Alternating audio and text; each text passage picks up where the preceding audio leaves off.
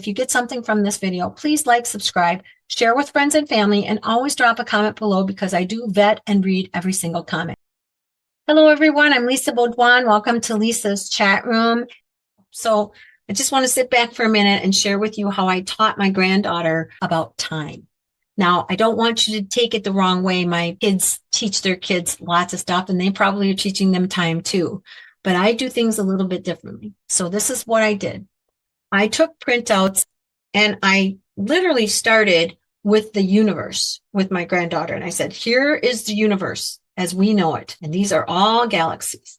And I said, here's some galaxies around us. Here's the Milky Way. Here's Andromeda. Then I turned the page and I said, here's our solar system. And all these planets are moving around the sun.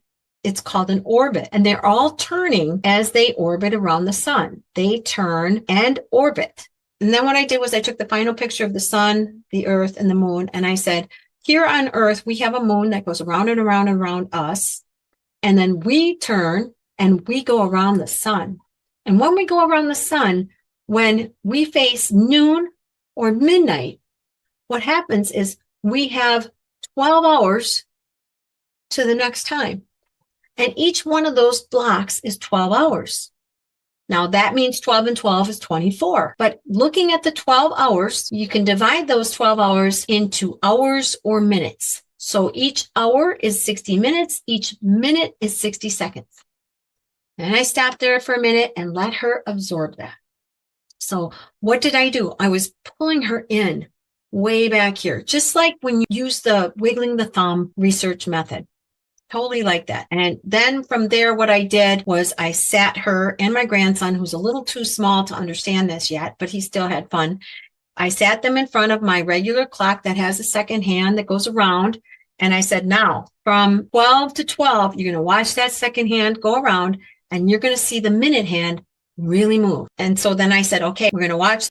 Ready, set, go. And we just went around the clock one time and she saw that minute lever go from 1 to 2. And she was like, oh, and we just watched it a few times. The second hand would go, the minute hand would go. And I was explaining to her, it's driving it.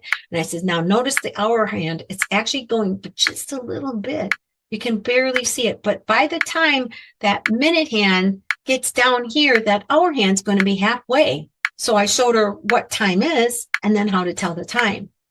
Now from there, recently what I've been doing is I've been using the stopwatch and the timer with her.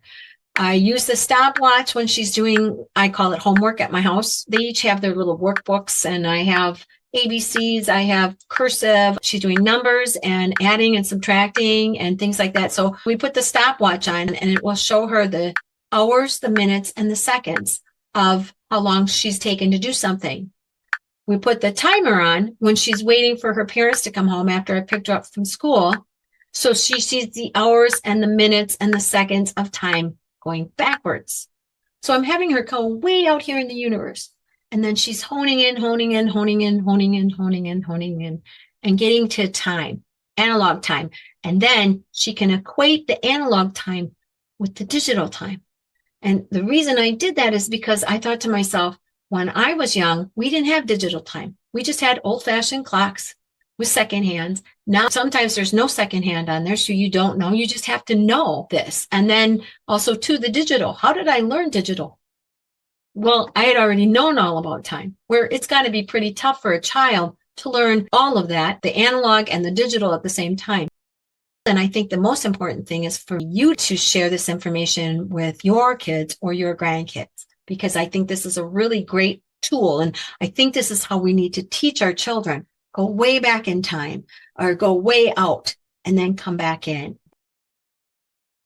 So that's it for this video. I hope you've gotten something out of it. Please hit the like button if you have, subscribe, share with friends and family, make a comment. And as always, please stay safe and stay healthy. And I hope to see you again next time here in Lisa's chat room.